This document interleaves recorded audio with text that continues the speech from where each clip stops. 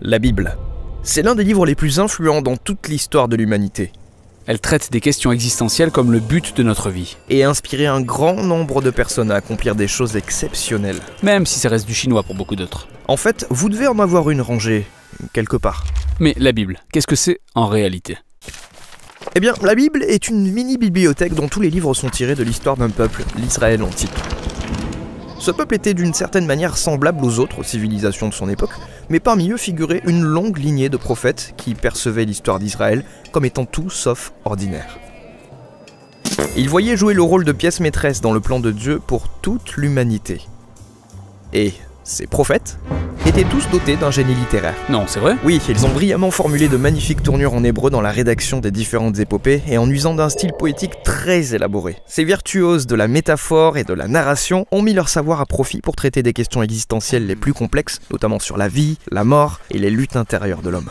Donc ce livre a été rédigé par plusieurs différents auteurs. Oui, et ces textes ont été écrits pendant une période s'étalant sur plus de 1000 ans, qui débute aux origines d'Israël, en Égypte.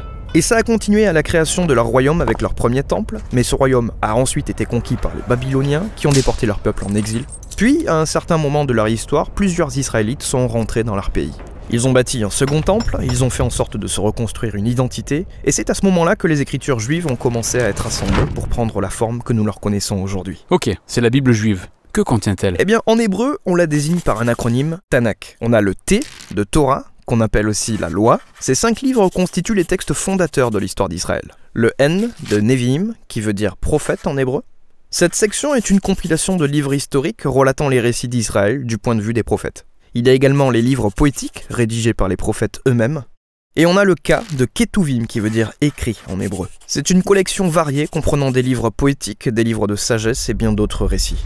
Pour le peuple juif, toutes ces œuvres littéraires sont des moyens par lesquels Dieu parle à son peuple. Mais d'autres textes juifs ont bien été rédigés au cours de cette période du Second Temple. Oui, un ensemble de textes divers et variés. Et ces derniers étaient tout aussi importants au sein des communautés juives. Cela dit, l'intégration de ces derniers textes aux Écritures a fait l'objet de nombreux débats depuis l'Antiquité.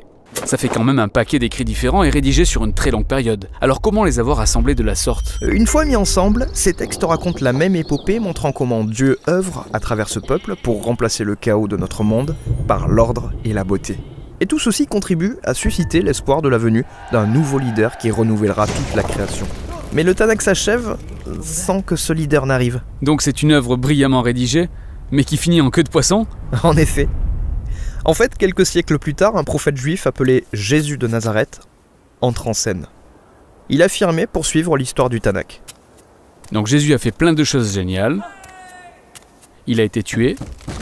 Mais ses disciples ont déclaré qu'il était revenu d'entre les morts. Oui, il déclarait que Jésus était ce leader tant attendu qui restaurerait le monde. C'est ainsi que ses premiers disciples, appelés apôtres, ont rédigé de nouvelles œuvres littéraires sur l'histoire de Jésus, qu'ils ont appelées la Bonne Nouvelle ou l'Évangile. Ils ont répertorié tous les épisodes de l'évolution du mouvement pour Jésus hors d'Israël sous forme de récits intitulés Actes et ont diffusé les lettres à travers ces différentes communautés dans tout le monde antique. Et ils considéraient tous ces textes comme faisant partie des Écritures ? Oui, tous les écrits des apôtres constituent l'accomplissement de l'épopée du Tanakh. Et leurs écrits s'inscrivent dans la droite ligne du génie littéraire propre à la tradition juive. De la même manière qu'avec les écritures juives, ils avaient aussi foi que Dieu parlait à son peuple à travers ces textes. C'est donc ce qui constitue l'Ancien et le Nouveau Testament. Mais que pensaient les premiers chrétiens des autres écrits datant de l'époque du Second Temple ?